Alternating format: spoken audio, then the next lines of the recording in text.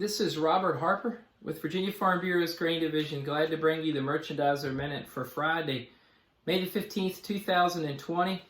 Where one of the phrases I heard this week that has stuck in my mind is fake news moves the markets. And we've definitely seen now, many weeks into this COVID-19 crisis and issue with our economies and with our communities, we've seen a lot of news that comes and goes and moves the markets that we later find out isn't true. And we certainly saw that again some this week, in a week where the speculators were really looking for news stories. There was some points this week during the trade that we did have a quiet trade. But let's go ahead and take a look at some of those things that the traders had their eye on this week. Certainly COVID-19 and how it's affecting the economy. We did see unemployment numbers again this week. Another 3 million Americans applied for unemployment. That takes the total number of Americans above 30 million now that have requested that assistance. And we certainly are all looking forward to the economy's opening back up and getting rolling and seeing how many of those people will go back to being employed. Weather, the energy markets, we've seen again now a second week of a really good V-shaped recovery with the oil markets. We saw Saudi Arabia this week also announce production cuts. China was also once again a big eye-catcher this week among traders as we saw the discussions between the president and Chinese officials and the president really go back and forth about COVID and about trade issues. And all of these are seen as threats, and that's seen as risky, and we know what happens in those situations. The speculators, they sell. And let's take a look at those futures prices this week at the close. We got July corn down a penny for the week to close at $3.19. July soybeans down 16 cents a bushel for the week to close at $8.38, which really looked like after the crop report came out on Tuesday, the market saw that report as neutral, but it seemed like on Wednesday, the speculators who have had a very small long position for soybeans tried to get out of that long position. And again, beans down 16 cents for the week at $8.38. And July wheat had another tough week, closing down 24 cents a bushel for the week to close at $5 even. We were thankful this week. We had some weather issues here. You've all dealt with that around cold weather Sunday morning specifically that has injured some corn and injured some beans.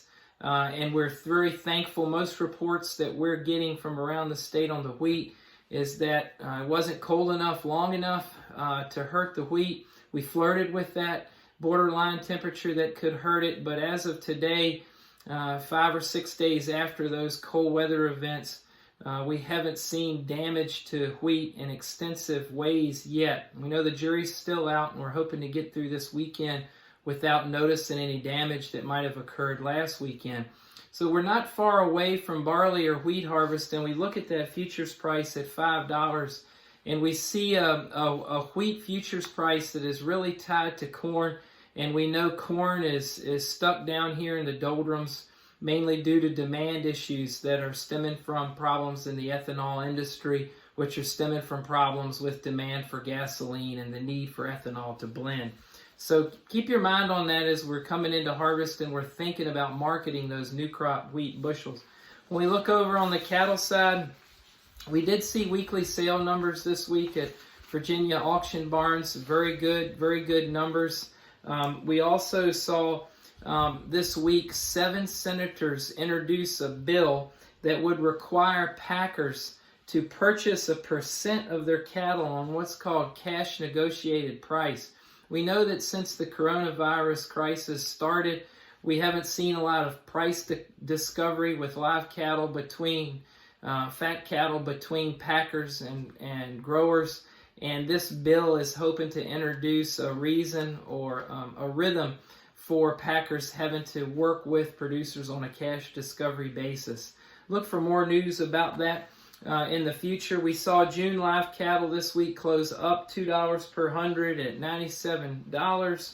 We saw May feeder cattle close down $4 per hundred this week to close at $124.72. Some things we're going to be looking for next week. Again, more of the language between President Trump and China about the trade deal. I think most people, myself included, for what it's worth, feel like China is committed to the $40 billion in agricultural purchases that it's committed to for this year. Look for more information next week on Congress and stimulus packages. Crop progress report will be out Monday afternoon at 4 o'clock. And now really the bigger number, more than planted acres, is emergence. We want to see what percentage of that U.S. corn crop and bean crop has emerged. We're going to be looking for more export business, flash sales, as well as in the weekly Thursday export sales report. So we're going to have our eye on those things going forward next week. And we did get the USDA May crop report behind us this week.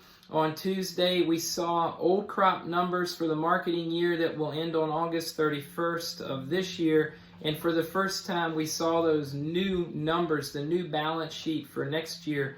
And most of the report was neutral. They took some off here and added some there, but the report was seen as neutral by the traders as far as how the futures traded.